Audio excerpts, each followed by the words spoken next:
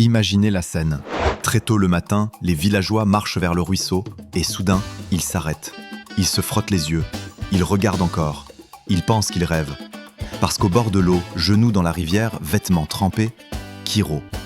L'homme autrefois craint par tout le village. Le même Kiro que personne n'osait regarder dans les yeux. Est là, en train de laver des sous-vêtements roses. Parfois, il jette un coup d'œil derrière lui. Parce que juste à côté, assise sur une pierre, un bâton dans la main, Nadja, sa femme. Elle le surveille sans bouger, comme un gardien de prison. C'est vraiment le grand Kiro, le même Kiro qui frappait tout le monde. Je refuse de croire ça. Et les femmes, oh les femmes, elles ne ratent rien. Le lion du village, devenu chat domestique. Dieu est grand. Et toute la question devient, comment un tyran pareil a pu finir comme ça? Eh bien, pour comprendre comment le grand Kiro est devenu l'homme le plus domestiqué de la région, il faut revenir au début, très loin en arrière. Kiro n'a pas toujours été un serviteur. Dans le passé, il était un homme fier, musclé, bruyant, sûr de lui. À 25 ans, il épouse Sira. Une belle femme, calme, douce, une perle rare. Et ce jour-là, tout le village parle d'eux. Quel magnifique couple! Oui! Mais Kiro rugit trop fort. Même son bonjour fait peur. Mais Sira avait quelque chose de spécial. C'était une couturière magique. Elle transformait des pagnes ordinaires en vêtements magnifiques. Son rêve, ouvrir son propre atelier de couture, avoir une boutique pleine de tissus colorés, former des jeunes filles, devenir quelqu'un. Un rêve que Kiro ne comprend pas. Parce que Kiro, lui, ne comprend qu'une chose, dominer. Le masque tombe vite. Un soir, Sira prépare un repas parfait. Mais pour Kiro, rien n'est parfait. Sira, le foufou est froid, je mange quoi là? Ah pardon, j'arrive, je vais le réchauffer. Il goûte encore. Maintenant c'est trop chaud. Tu veux cuire ma langue ou quoi? Et cette nuit-là, pour la première fois, il lève la main. Et personne n'intervient. Ni ses parents, ni les voisins, ni les anciens. Sira continue de coudre, de sourire au marché, mais elle se vide de l'intérieur. Sa lumière s'éteint doucement.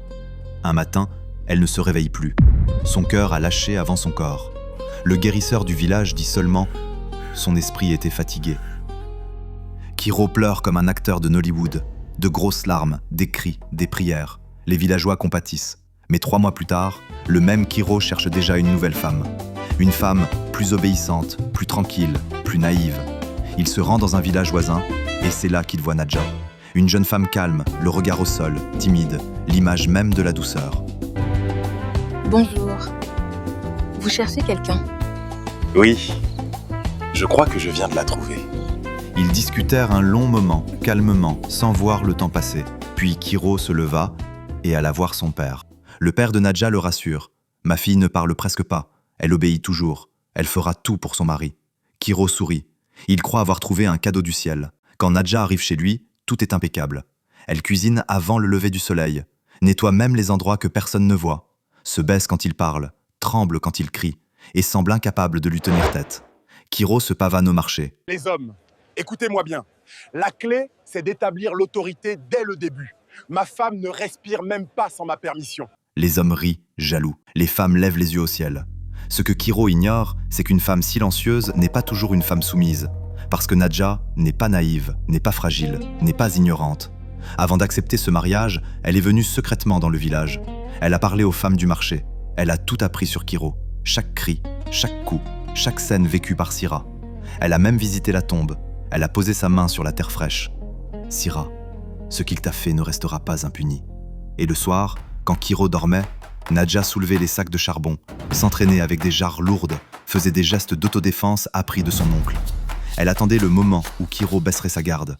Un matin, Kiro se réveille. Aucune odeur de nourriture. Silence total. Il entre dans la cuisine. Rien. Les marmites sont froides. Il explose. Non! Nadja! Où est mon petit déjeuner? Tu veux mourir? Elle est dans la chambre, allongée, lisant tranquillement. Elle tourne la page. Elle lève les yeux. Elle sourit. « Oh, tu es réveillée? Si tu as faim, la cuisine est juste là. Tu as 2 mains. » Kiro devient rouge. Tu oses me parler comme ça? Il lève la main.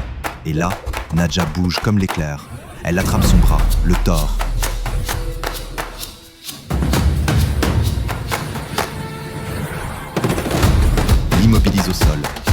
collée à la terre, sa fierté écrasée comme un insecte. Kiro hurle « Lâche-moi, sorcière !» Elle murmure, calme.